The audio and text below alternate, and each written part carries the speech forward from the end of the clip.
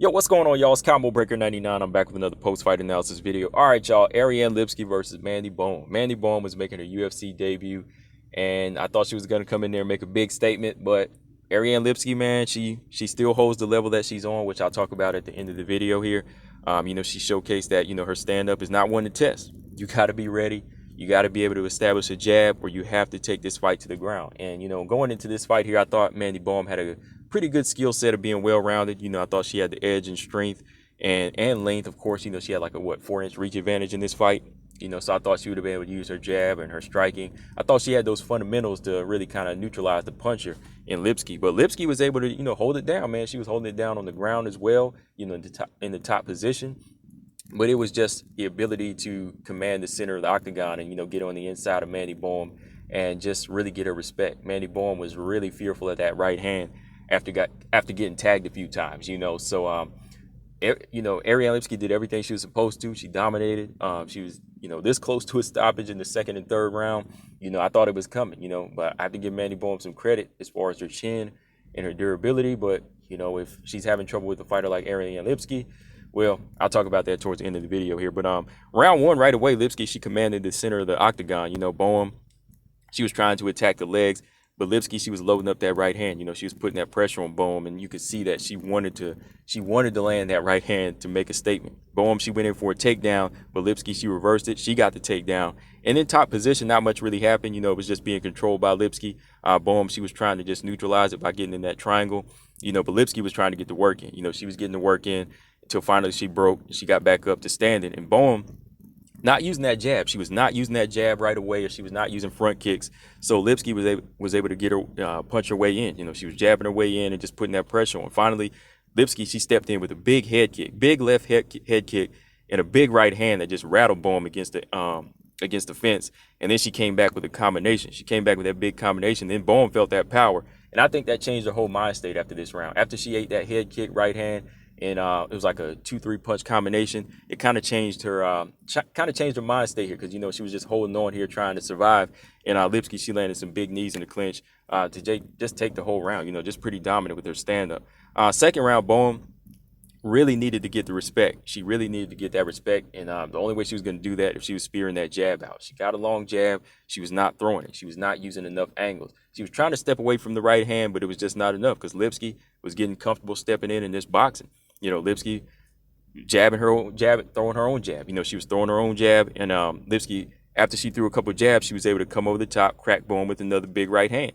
She was really setting up some beautiful right hands off her jab. And then she started attacking the body, cutting the body with jabs and right hands till Lipski started ripping the knees in the clinch once again. Every time Bohm would try to step in, Bohm would try to shoot in, Ariane Lipski would control it. She would control it. She'd get those underhooks, land some knees, go right back to standing. Bohm once again tried to shoot in for a takedown.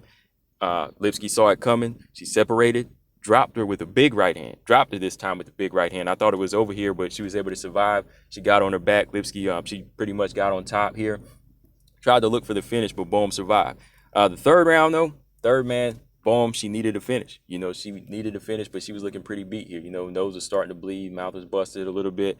Lipski started off, keeping right with the game plan, just jabbing to the body. Bohm still not able to use that reach or get any kicks going here or use her strength.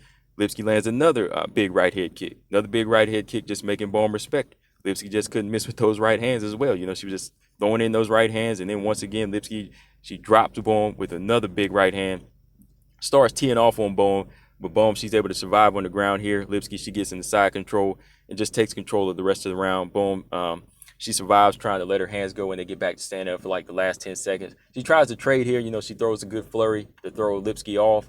But that's what she really needed throughout the first and second round. She needed to take chances like this to kind of offset Lipski's stance and her feet. That's the only way you're going to beat a powerful striker like Lipski. If you go back and look at Molly McCann, JoJo Calderwood, Montana De La Rosa. After Montana De La Rosa got cracked by Lipski with one of those right hands in the second round, she shot in for the takedown. She went straight for it. You know what I mean? Like, she went straight for it and she committed to it, and she was able to get Lipski down. That's what you have to do against Ariane Lipski. JoJo, much better striker to me than Ariane Lipski. she switched it. She switched it up. She struck with Ariane Lipski a little bit, but she said, "I'm not going to take them power shots. I'm going to take her to the ground." So Mandy Bohm just needed a better game plan and that strength to really execute and take away that power. You got to take away the right hand of Ariane Lipski. But yeah, man, overall it was a good fight, good showing by Ariane Lipski. ATT has been doing some work for her. It's been doing wonders for her, I guess. Amanda Nunes has definitely been showing her how to use that right hand, I can see. But yeah, as far as levels, like I said, Lipski definitely showed her level has not changed because she can beat fighters like this. She'll beat a Padua, or she'll beat a De Padua, or she'll beat a Luana Carolina, which is still proof here. She'll beat a newcomer coming in like Mandy Bohm. So, from here, we've seen some improvements, but like I said, there's still more that needs to be seen from Ariane Lipski moving forward, right? We need to see her get some other names on their resume before we can say that she's really got it, right?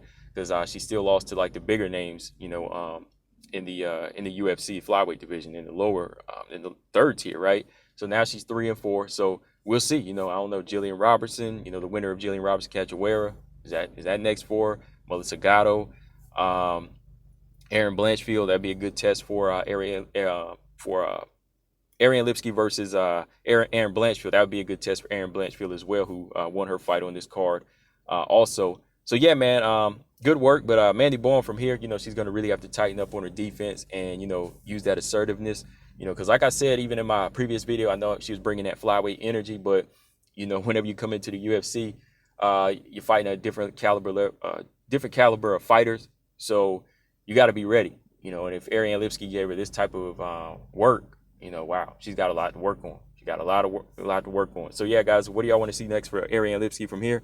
Combo Breaker 99. I'm out. Subscribe. Peace.